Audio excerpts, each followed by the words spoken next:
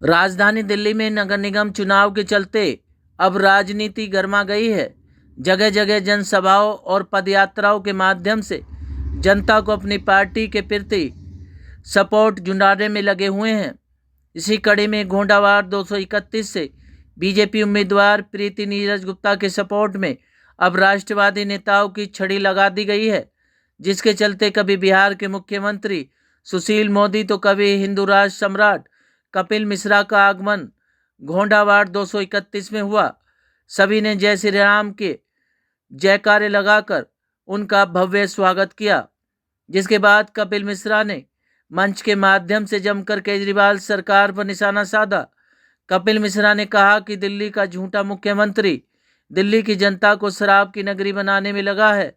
बीते 8 सालों में दिल्ली के मुख्यमंत्री ने कितने स्कूल बनवाए, कितने स्वास्थ्य केंद्र बनाए, जरा आप उनसे एक बार सवाल करोगे तो दिल्ली का मुख्यमंत्री लोगों को सफेद झूठ बोलने में लगा हुआ है कि निगम में केजरीवाल आएगा तो दिल्ली में विकास होगा। दिल्ली में विकास हुआ, लगातार निशाना साधते हुए केजरीवाल की कलाई खोल के रख दी। गोंडावार से बीजेपी की चर्चित लोकप्रिय उम्मीदवार प्रीति नीरज गुप्ता के समर्थन में जनता से अपील की कि इस बार गोंडावार से प्रीति गुप्ता को भारी वोटों से विजयी बनाएं। उन्होंने सभी की मंजूरी से बहन प्रीति गुप्ता को जीत का पटका पहनाकर भारी समर्थन देकर उनको जीत का आशीर्वाद भी दिया। क्या कुछ कहना था कपिल मिश्रा का, देखिए रिपोर्ट। के माफी मांगना चाहता हूं देर से आने के लिए।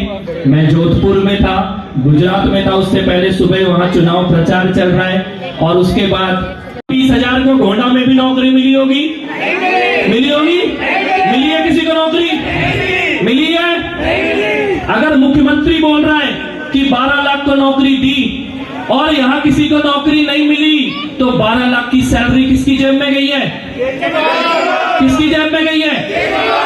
मैंने आरटीआई डाली, दिल्ली की सरकार के ऊपर आरटीआई लगाई, मुख्यमंत्री के दफ्तर में आरटीआई लगाकर पूछा कि आपने कितनी नौकरी दी है।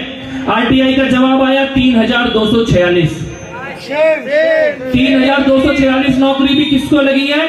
जिसके सरकारी नौकरी में माता पिता थे, उनकी मृत्यु हो गई, अनुकंपा के आधार पर उनके बेटों को नौकरी मिलने का नियम है, खाली उनको नौकरी मिली। पिछले 8 साल में कश्मीर से लेकर कन्याकुमारी तक देश में सबसे कम नौकरी देने वाली अगर कोई सरकार है तो ये केजरीवाल की सरकार है।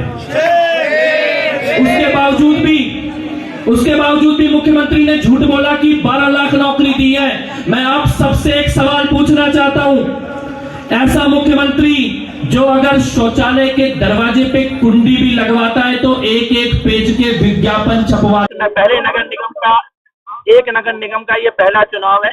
भारतीय जनता पार्टी ने एक ऐसा प्रत्याशी को उतारा है जिनके परिवार ने कोरोना के काल में हो या उसके पहले और उसके बाद में भी रात दिन जनता के बीच में लोगों की सेवा का कार्य किया है, धार्मिक कार्य किया है, सामाजिक कार्य किया है।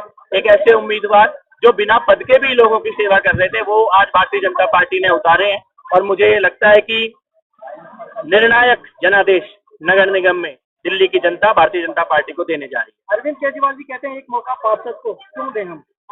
एक मौका दिया तो था ताहिर हुसैन, उनकी पार्षद था, किसी और का पार्षद था क्या? एक मौका दिया तो था सत्येंद्र जैन, किसका मंत्री है? एक मौका दिया तो था राजेंद्र पाल गौतम, किसकी सरकार में है?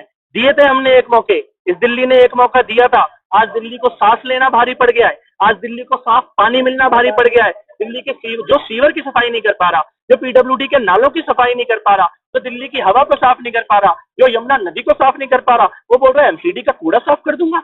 दिल्ली वालों को इतना बेवकूफ मत बनाओ, जो जिम्मेदारी दी थी उसे पूरा करके दिखाओ। आम आदमी पार्टी आरोप लगाती है कि भाजपा ने सिर्फ 15 साल में कूड़े के पहाड़ बनाए, बल्कि घटाए नहीं है। लैंडफिल पूरी दुनिया में 1 करोड़ से ज्यादा आबादी वाला एक भी राज्य जहाँ पे लैंडफिल ना हो उसकी फोटो दिखा दे अरविंद केजरीवाल जी। 1 करोड़ से ज्यादा की आबादी पूरी दुनिया में कोई शहर है और लैंडफिल किसी शहर का डस्टबिन होता है। मैं आपके डस्टबिन पे आके डस्टबिन खोल के बोलूं इसमें कूड़ा है, ये अरविंद केजरीवाल जी की कितनी बड़ी बेचैनी और छटपटाहट होगी कि उनको दिल्ली में कूड़ा दिखाने के लिए लैंडफिल में जाके खड़ा होना पड़ा है। आने वाली 4 तारीख के लिए क्या मैसेज देंगे?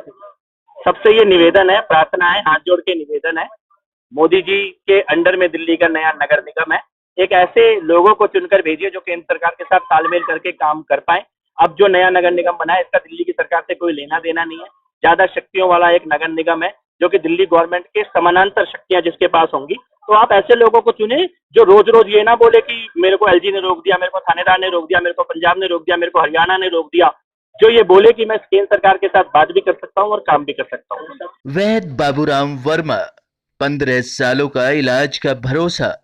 हमारे यहाँ आयुर्वेदिक औषधियों के द्वारा सभी बीमारियों का सुविधाजनक इलाज किया जाता है, जैसे खांसी, सांस, दमा, बुखार, टाइफाइड, मलेरिया, पीलिया, बवासीर, शुगर, हेपेटाइटिस, खूनी बवासीर, पिरमे, सर्पदोष, लघु शंका आदि का इलाज आयुर्वेदिक पद्धति द्वारा किया जाता है।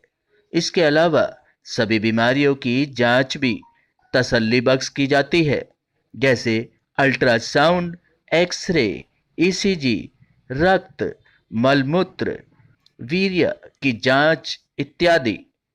हमारे यहाँ दिल्ली सरकार द्वारा टीकाकरण, टीबी का इलाज व जांच मुफ्त की जाती है।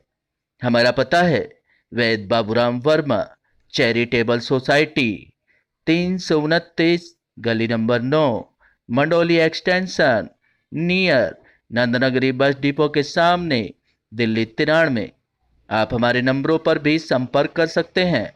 हमारे फ़ोन नंबर हैं 9213329205, 9211478312, 9910418312। आप हमारे चैनल पर भी दिए गए नंबरों पर भी संपर्क कर सकते हैं। हमारा फ़ोन नंबर है 8506973234।